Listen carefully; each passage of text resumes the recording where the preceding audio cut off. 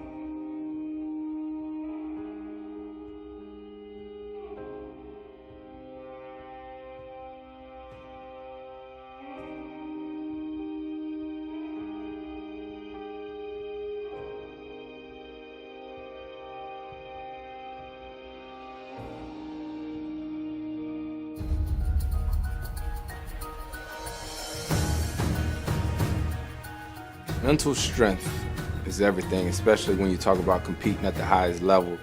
We have so many great players in our league that's physically strong, fast, quick.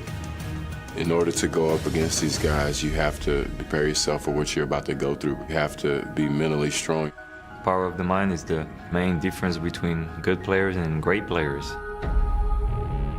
My mind is always going through situations to help us get the edge. Stolen by LeBron James and flushes it down. You have to prepare your mind before you start preparing physically. Night in and night out, that's probably my biggest advantage, being one step ahead. And sometimes it even comes to the case where you got to be 2 steps ahead.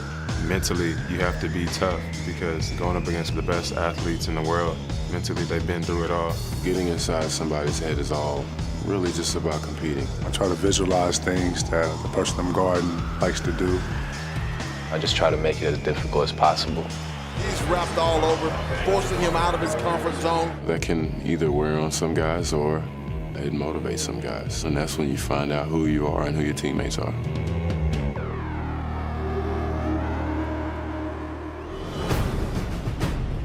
Both teams look a little tired right now, kind of dragging a bit. The season is tough. It's long. It's a grind. There's no rest for the weary. Fatigue is all mental. Late in the season, everyone is fatigued.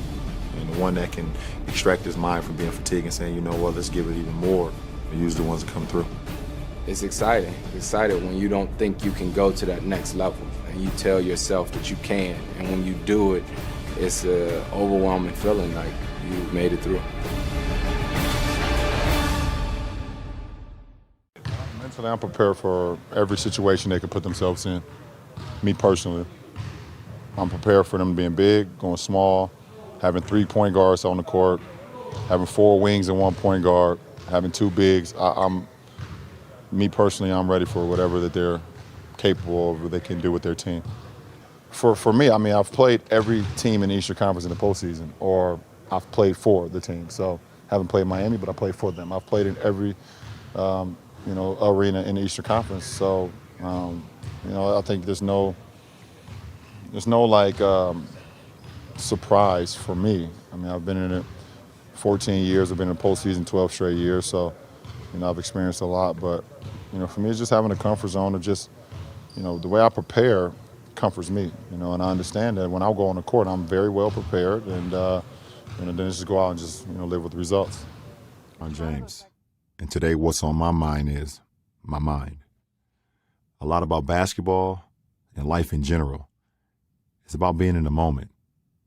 I can recall one moment in particular when mental focus made the difference. It was 2012, and it was Game 3 of the NBA Finals. I'm sitting on the bench during a timeout, and I'm taking a rest before heading back into the game. To prepare myself, I wasn't doing ice packs or quad stretches. I wasn't having a trainer do soft tissue work on my shoulders. In that critical moment, I sat for 30 seconds and I meditated. People talk a lot about my physical fitness. They see the 16 seasons in the NBA, well, now 17. They see how I'm still going strong, and they want to know how I'm doing it. They want to know about my crazy training regimen and my diet. They want to know how I optimize my body. What gets talked about less is how I optimize my mind, and it's just as important.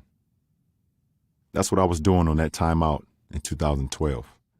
I was gathering my thoughts and checking my emotions so I could approach the moment with a clear mind. There's physical fitness and there's mental fitness.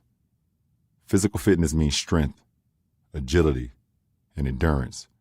It means stuff like ground speed and air time. But what does it mean to be mentally fit? For starters, it means presence. No matter what I'm doing, my attention is locked. It means awareness. I can see my surroundings with clarity, and I can calculate my options. It means calm and composure in those big moments when the pressure's on. It means resilience.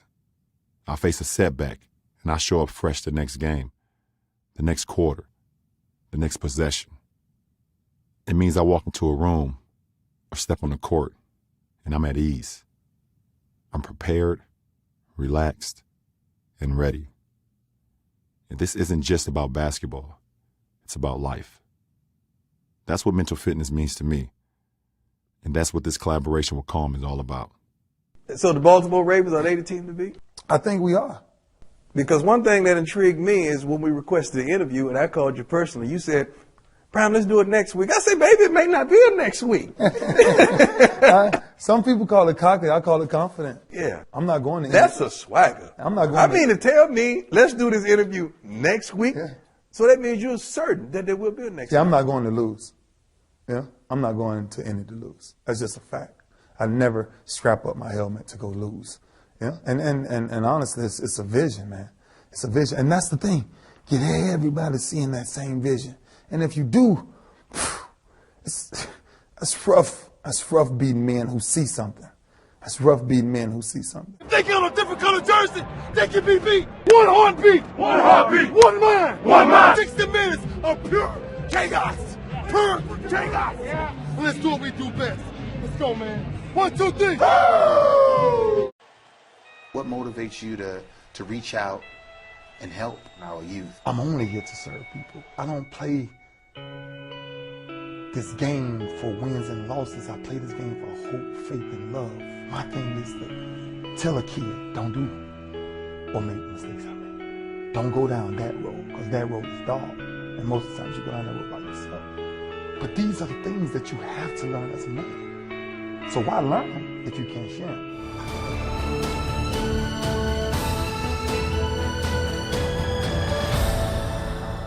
For Ray Lewis, this evening marks the final stop on the final ride.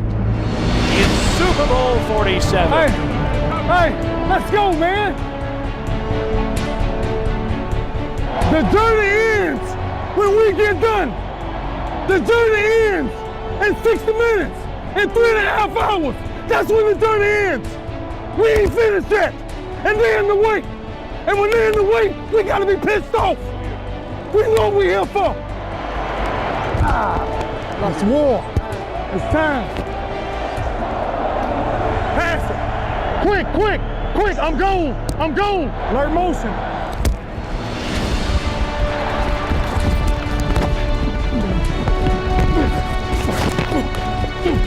Hey, there's a bird going up. I told you, the same route. It's the same route. Let's go, man. One play. One play. One play, dude. Let's go. Kaepernick lob to the end zone. Incomplete. Ray Lewis and the defense deliver and stop the 49ers at the 5. Hey, bro. Take this. Love you, boy. Hey, boy. Hey. Hey, man. Hey, boy. Don't get any better than this, my man. Hey, baby. You got it. Whoa. Good job, man. Oh, man. The Baltimore Ravens are Super Bowl champions. This is Via Ballpark Cam. What's he doing here, Dan? Well, for me, he's going through his mechanics. It's dry work, but for me, it's mental imagery. He's cognitively functioning and trying to get his delivery down to what everything feels right off the mound. Because he knows his delivery leads to his command of all of his pitches. So how cool is this, though? Yeah. That he's we don't out get to here see all this. by himself, putting in the work that's going to prepare him in his mind to be the best he can be to come Tuesday night. After everything he's accomplished, this is the little extra work that champions do to be the very best. Yeah, that's why this guy is one of the best pitchers of all time. I used to actually stand in my dorm room at UCLA. Sure, in front of a mirror, right? Well, no. I'd have the TV on, and so I'd be watching either the Dodgers and the Angels, and ironically, Chuck Finley was pitching a lot for the Angels. And my roommates used to talk trash all the time. What are you doing, Burns? Sit down, you geek. I'm like, yeah, whatever. Well, guess who I faced my very first at-bat in the big leagues? Chuck Finley. And you probably were comfortable because you were standing in front of the TV. Yeah, you felt like you had faced him before. And that's what I would do. I would pretend as if I was in the at-bat. And he just so happened to be the very first guy that I faced. Well, that's great. That's great. That's great stuff there from Clayton Kershaw, who has done a lot in his career. Tiger was tremendous because he has such a gifted creative imagination. I could never control it. I mean, I couldn't fathom someone saying, you know, visualize the golf shot. Well, I see this ball going every which way. My creative mind will never see me a golf shot doing this or doing this. My mind would not let me to do that. It's going all over the place. So he said, why don't you just feel it? Use your hands, use your fingers, use your body awareness to harness your creativity that way and come up with an answer. And he was very instrumental in teaching me how to control my creative mind. I sort of used to chuckle when everybody would say, oh, wow, that Tiger, he hits it so far. And I'd sort of gently say, well, he does. He's long off the tee, and he's got a great power game. I said, but the genius of Tiger Woods is his creative imagination in the short game.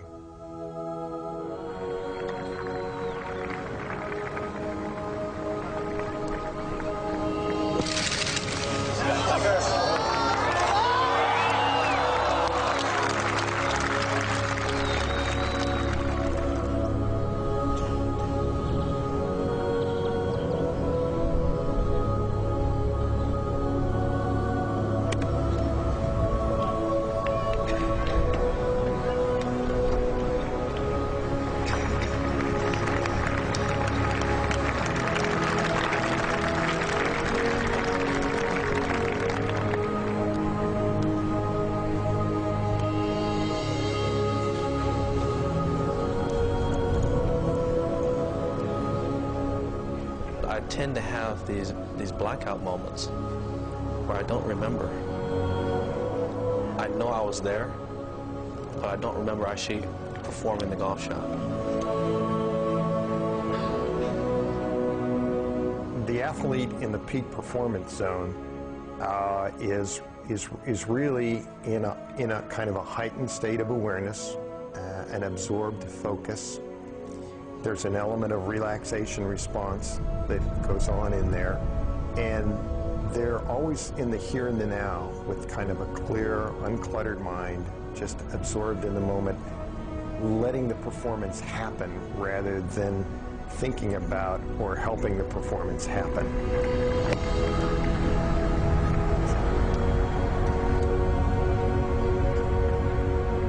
I get so entrenched on the moment. I guess my subconscious might take over. I don't know what the whole terminology is, but there are many putts or many shots where I don't remember hitting. I remember seeing the ball flight. I remember preparing for the shot, pulling the club out of the bag, and once I'm behind the ball, I'm walking in the shot, I don't remember until I see the ball leave. It's a weird thing.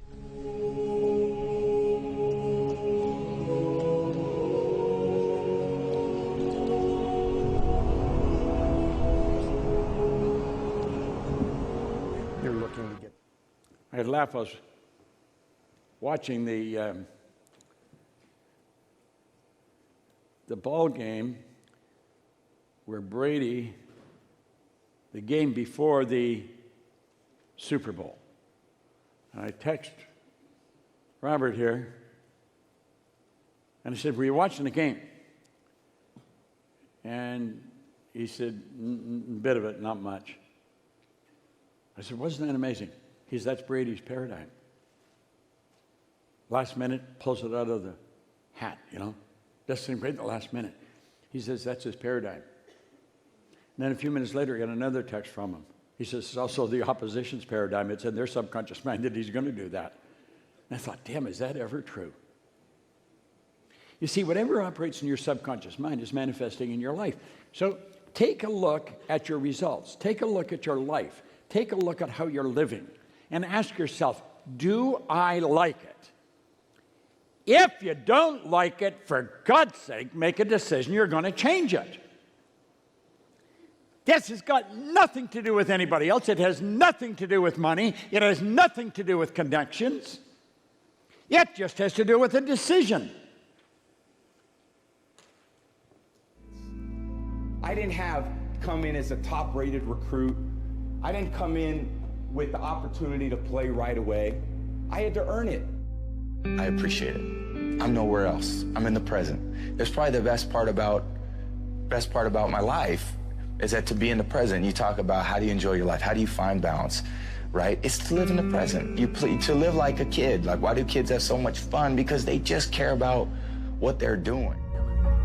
I just had in my mind like, oh, cool, I went to school and I want to play pro football and I'm going to get picked and of course I'm going to play. You crazy? You know, why would you not think that I'm going to be able to do that? And everyone else was like, you should really think about another job or you should put together a resume. And I was like, why would I put together a resume? I'm going to go play professional football. I want to be the best I can be.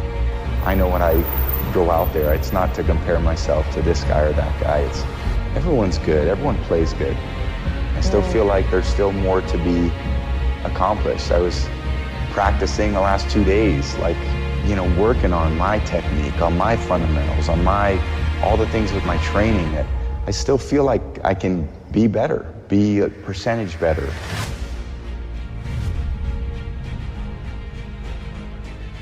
If you happen to be very lucky when you're 10 years old, you'll have people in your life who tell you the world is anything you want it to be, and you'll believe them. And those people will never put limits on your abilities. In return, no matter the circumstances, you always try best and you never give up, because that's what you do when you're chasing your dream. If you're lucky, you'll have family, teammates, coaches, mentors, and trainers along the way to help you when you lose faith in yourself, and they'll give you the strength to carry on. If you're lucky, you may get picked last. You may ride the bench, and many times the team may move on without you. And you come to recognize that in return, you're given the chance to earn the greatest edge of all, and one that can never be taken away. Will, heart. So to anyone who feels left out or is afraid of trying their best for fear of failure, you're not alone. The magic you're looking for is in the will of trying and not giving up. The love of your dream is in your heart. One day you'll look back on your life and appreciate the struggle and have nothing but gratitude for everything that happened along the way. To anyone who's struggling early in the morning or late at night in pursuit of your dream, struggles that many will never see, and to any leaders out there who believe in someone who doesn't yet believe in themselves, keep going. Keep going, because will always finds a way.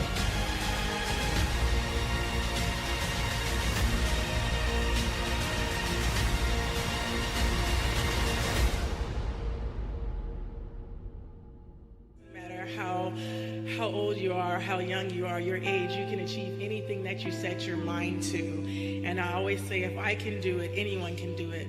And the reason that I always say that, because I didn't grow up with things being handed to me. I had to work hard, I had to dedicate myself, and I had to be determined, and I was. People might not believe in you, but you have to believe in you. And sometimes you're going to be your own cheerleader, and you have to be your biggest and your best cheerleader.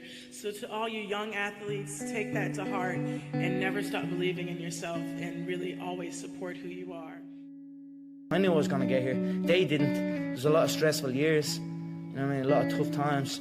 But I proved them wrong. I proved myself right.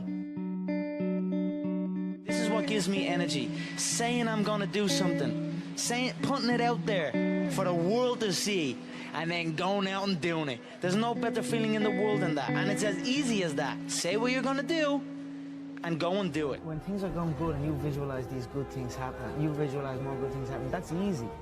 What's not easy to do is when things are going bad and you're visualizing.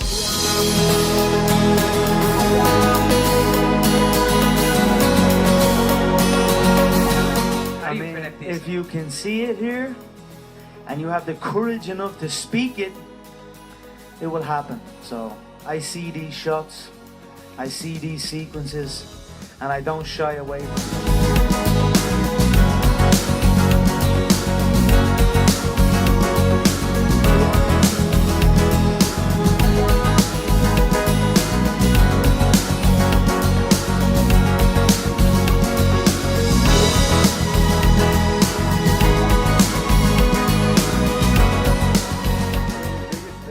That really separated me through my career was my mental game.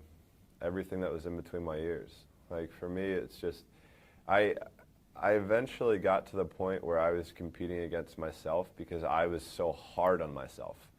And, you know, for me to improve, I had to get stronger mentally, and I had to find a way to do it. And I think my coach helped me get through that process and learn more. So for me, like when I would visualize, I visualize every single, getting up to a meet, I would visualize probably a month or so in advance just of what could happen, what I want to happen, and what I don't want to happen. Because when it happened, I was prepared for it.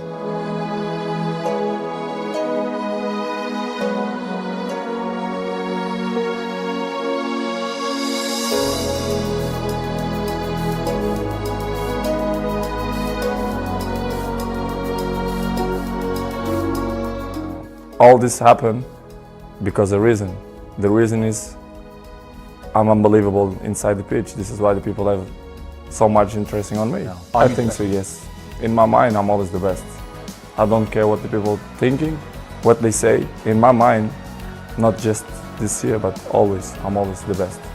I'm always going to say that because I think we have to thinking we are the best in our area. So in my area, I think I'm the best. A lot of people were surprised when they found out that you've been signing your name as Champ 2011. How did that come about? You know, I believe in the law of attraction, and I believe that that you can speak things into existence. And I believe that when you know where you're going and you know what you want, the universe has a way of stepping aside for you. And me signing my signature with Champion 2011 on it, it can't hurt me. It can't hurt me. It could only help me to believe it even more. You know, so yeah, I mean, it works for me. You've been saying something. An uppercut. Jones to the body. And it is all over. Jon Jones is the youngest champion in UFC history.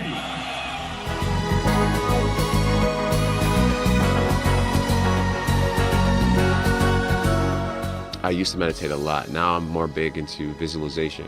When did you used to meditate? Right around 2000. Around 2010, 2011, I went through this huge spiritual thing where I became obsessed with the power of the mind, meditation, visualization, and just realizing how powerful our minds actually are, like how we really do paint our world with our thoughts and our level of self-belief. So I took myself from being very average-minded to actually believing that I was the shit and believing that I could be the shit and that I could be the GOAT and be the greatest and never lose. Into, like, I took myself to a different place mentally, and a lot of it came from mental practice and meditation and visualization and just seeking knowledge from people who are strong believers.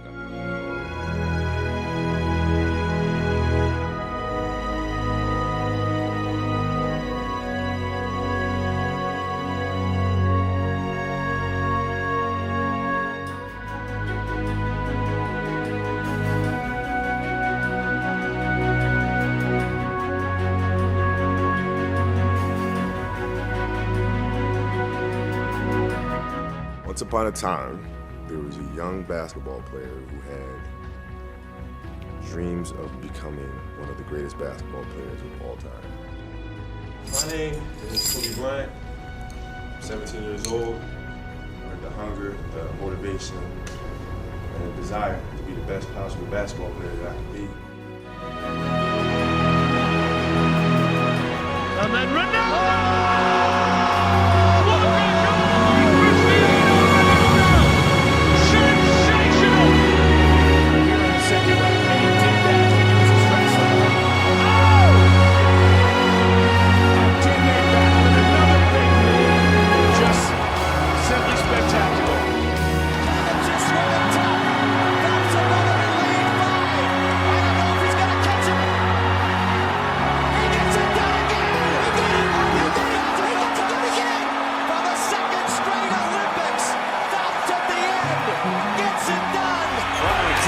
Has to put it up for the buzzer. Banks it in!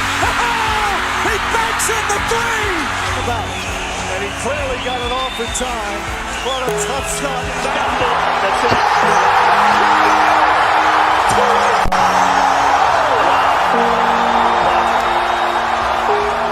Less than a minute in, Conor McGregor announces his return with about as many style points as you could from Washington.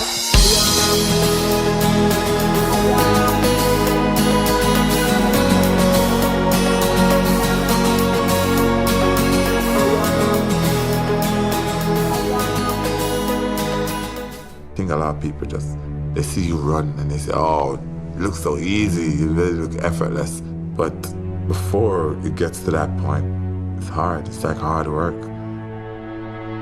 This man is the 100 and 200 meter world record holder. And he is the fastest person alive. He has 19 gold medals to his name. He is quite simply the fastest and the coolest man on the planet.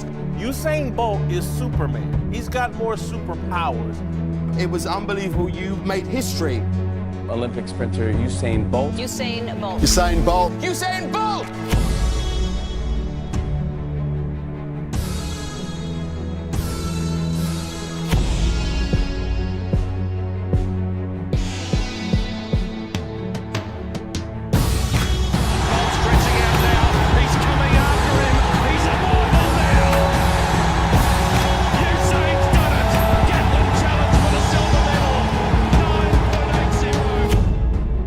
Day in, day out, sacrifice, day in, day out. Just dying. This time when you run and you just want to stop, you just want to give up, like, to hell with this, I just want to go home.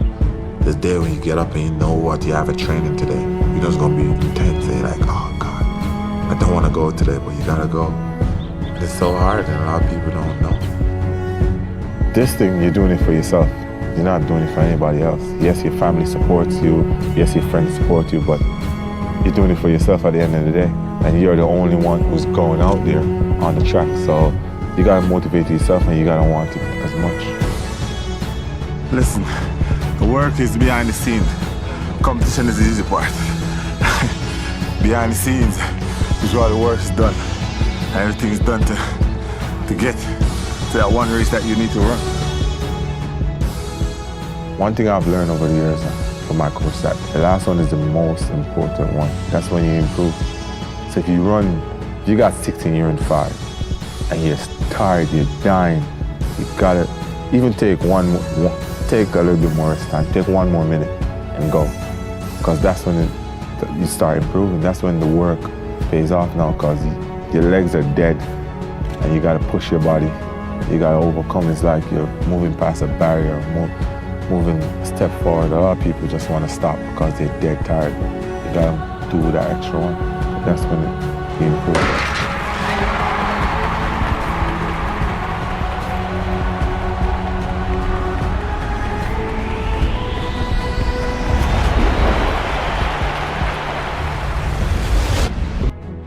For me, it's if you have no motivation to do anything, it doesn't make any sense, because you're not going to put your 100% into it. Because my main aim was to win 3 Olympics. That's what I want to do, set the bar high. For one last time, Usain Bolt settles in his blocks over the 100-meter distance. You were getting positive reinforcement from thinking like that for the first time in your life. Absolutely. Yeah. Never felt like that before. It was like taking a big drug, like Lucy, just boom, it felt like you're the man. Then everybody's telling you you're great. Customato used to do with me, he used to take me to a hypnotist. He was a hypnotist as well, yeah, and I used to go into the hypnotist motions. What kind of shit do they make you do? You know, and how they do it? If you relax, you go under, you totally focus on blackness, nothingness. Right. You go under and you're just being this savage, intelligent animal. You're just working. You're going to do this. You're going to be a ferocious animal. You're going to fight, punch both hands to the body. You'll use your jab. You're going to do this in ferocious fashion. And they seeked all that in me as I was younger. And you were like 12, 13 years old? Yeah. Wow. So they're putting you under and just teaching you that mindset. Yeah. Whoa. Destroy these guys. These guys are in our way of, greatness, glory. What prevents them from doing the right thing from the wrong thing with the same feeling? Know what prevents that? What? Emotional intelligence. Yes. The majority of the world don't even possess the world. The world is not even 50 years old. Right. So this is going to be a struggle for the next 100 years. That's going till we get that. Yes. That's going to have to be our main objective, to develop that. Yes. In order to succeed as human beings. Yeah, that's no truer words have ever been said. That's what it is. It's emotional intelligence. Because listen, our feelings are enslaved by our emotions, and our emotions are enslaved by our feelings. And sometimes we sort of placate those emotions by drowning it in food, or in booze, or in gambling, or sex, or anything that can distract you. And then we turn that into memories. Yeah. And then we become enslaved to our memories. Yeah. And it never stops. That's why it's so hard for people, because they have a memory of all the things they've done that's wrong, and they do it all the time, and that becomes who they think they are. Until they start changing the picture. Right. It's all about changing the channel, Right. Change that channel in life. Well, that's what's so exciting about you with this new chapter of your life. You've just completely changed who you are. You went from pot-smoking Mike Tyson, who's running Tyson Ranch, who's this real nice guy to hang around with, doing hot boxing with Mike Tyson, fun to be with, everything's great, and all of a sudden, whoop, you shift right back into Mike Tyson, the murderer again. Well, it's just that, as I said earlier today, if we knew who we were, we'd be very limited. We don't know who we are. You don't know what you might do tomorrow when you wake up.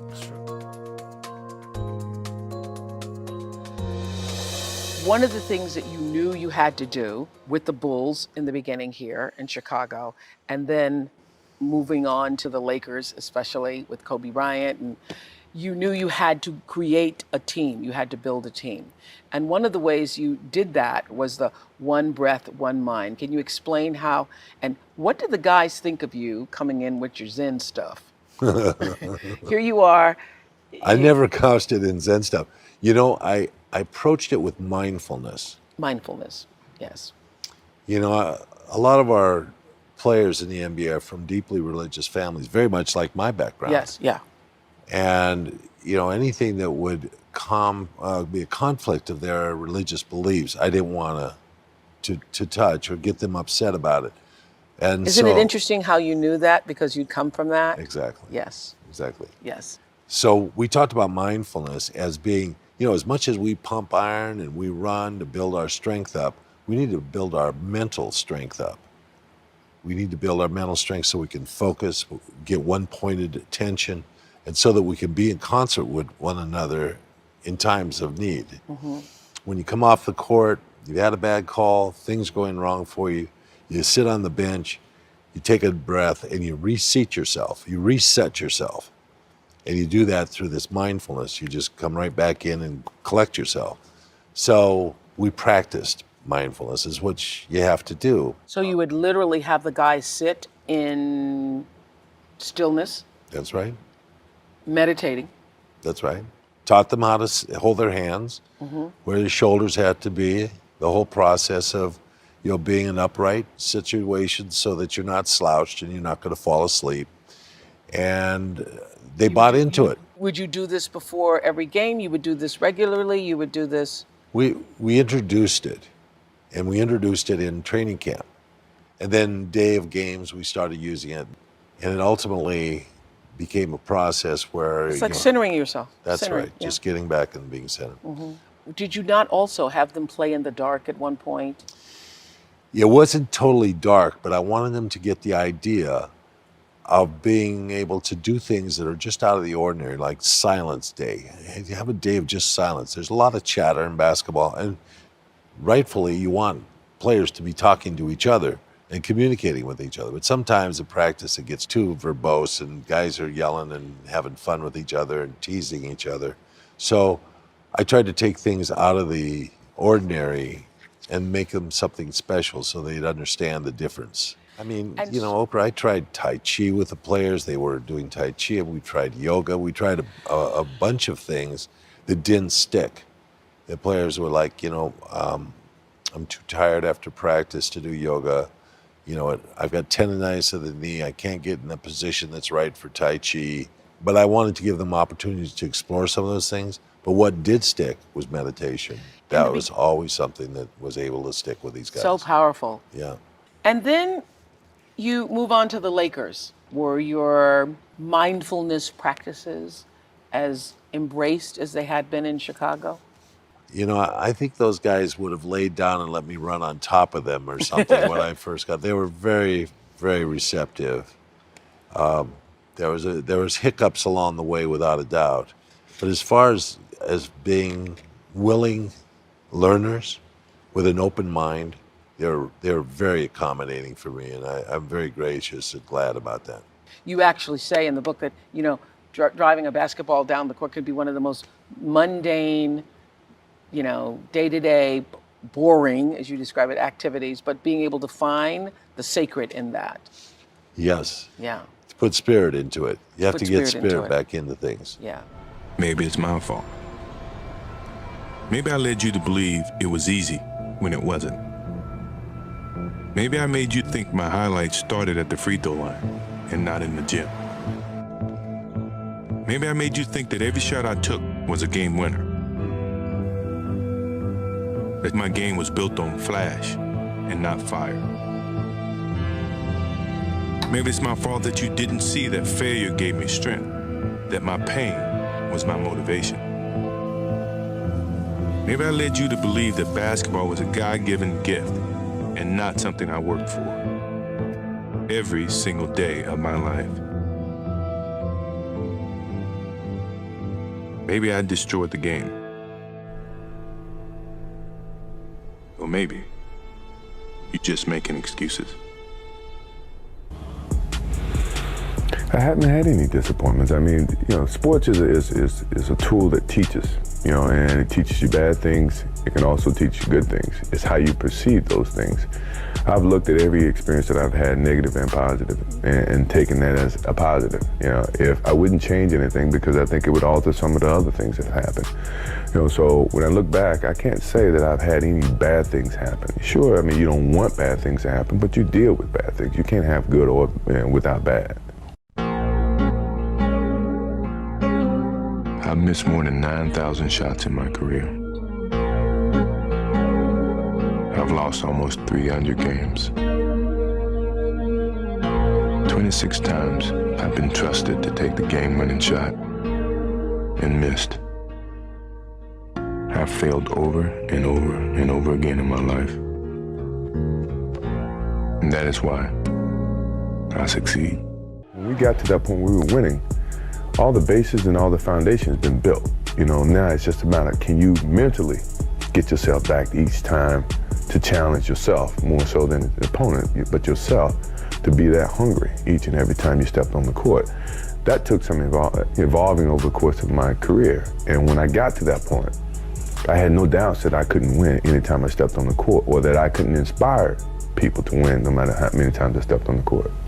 I just feel that, you know, my competitive drive is far greater than anyone else that I've met. You know, I think that I thrive on that. I think that's my biggest motivation in life, you know, is to compete, you know, find different competitions and certain things in life and try to overcome that, you know, be it positive or negative. But I have yet to meet someone who's as competitive as me, you know, and I just feel that much confident about my competitive drive.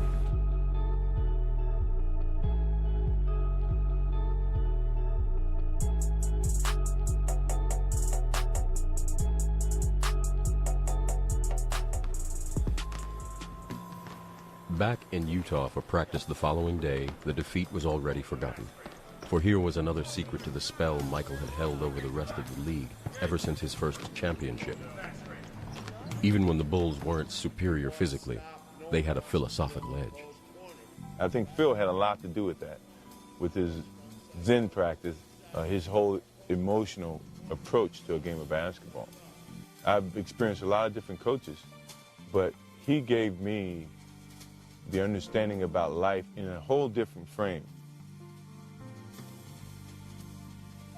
I think his teachings, or the understanding of Zen Buddhism, is how you view yourself to deal with the realities of life surrounding you, and somehow be able to correlate that to a simple game as basketball.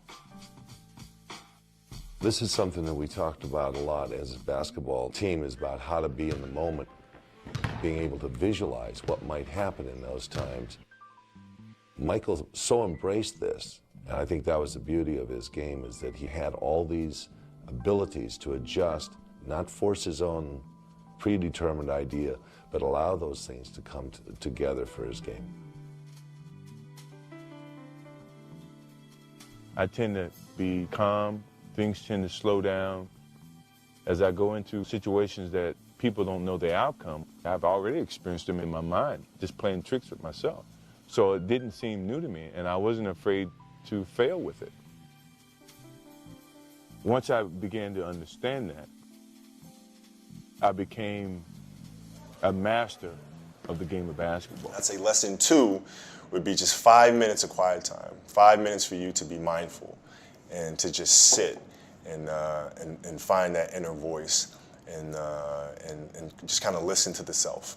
And preferably would be in the morning as you start your day. I meditate every day.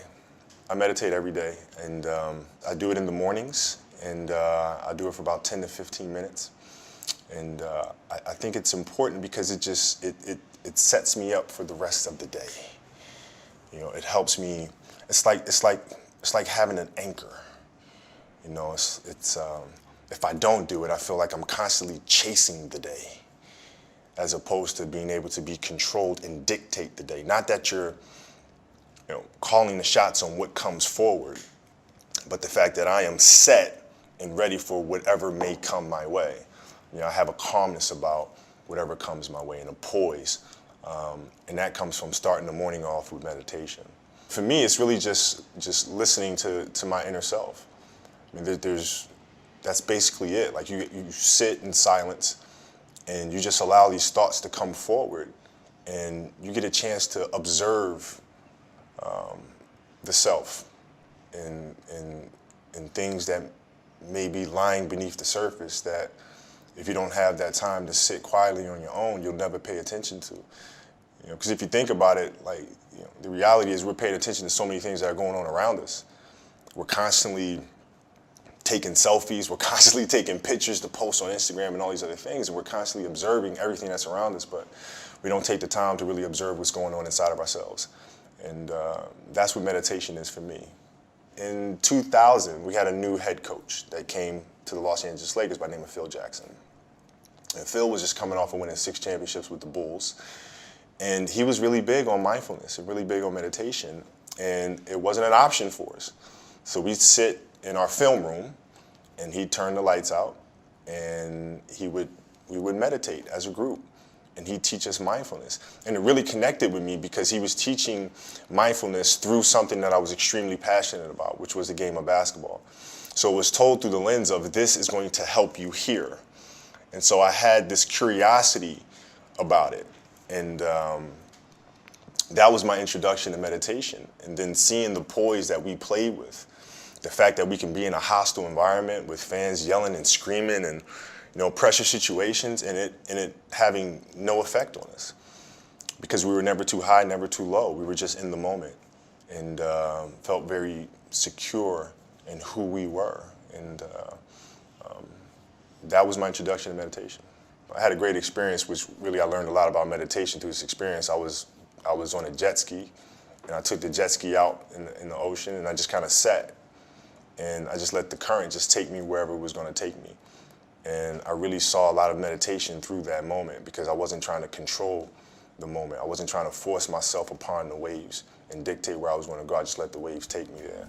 And there was a lot of peacefulness involved in that. Wow. Now, were you always competitive from the day you were born? You were super competitive? Competitive with things that I participate in. So I'll put it to you this way. So basketball for me was the most important thing.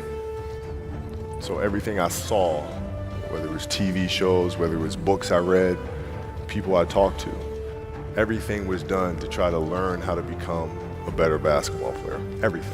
Everything. And so when you have that point of view, then literally the world becomes your library to help you to become better at your craft. So at 13 years old, I had a kill list. And so, they used to do these rankings. It was Street and Smith basketball rankings. And I was nowhere to be found because I was like 6'4", scrawny, like 160 pounds soaking wet. So I was like 57 on the list. And so I will look at 56, 55, all the way up to number 1, who these players are. I got to hunt them down, right? And so that became my mission in high school, is to check off every other person, all those 56 other names, hunt them down and knock them down. So I would size you up and see what your strengths and weaknesses are. How do you approach the game? Are you silly about it? Are you goofy about it? Are you good at it just because you're bigger and stronger than everybody else? Right? Or is there actually thought and skill that you put into it? Right? And when I'd play to my weaknesses. I always work on the things during those games that I was weak at.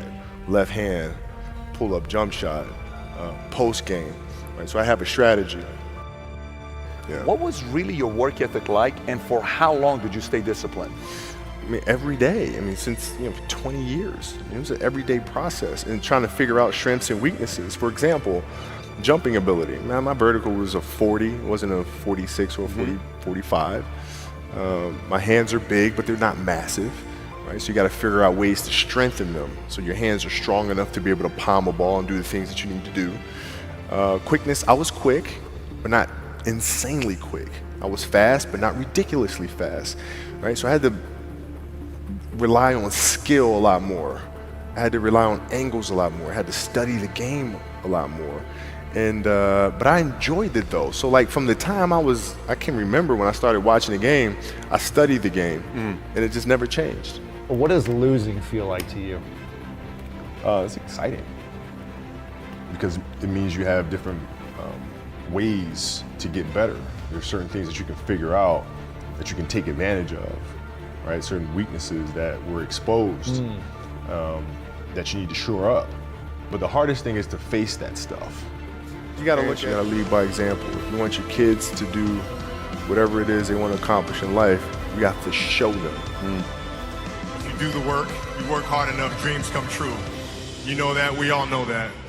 But hopefully what you get from tonight is the understanding that those times when you get up early and you work hard, those times when you stay up late and you work hard, those times when you don't feel like working, you're too tired, you don't want to push yourself, but you do it anyway. That is actually the dream. That's the dream. It's not the destination, it's the journey.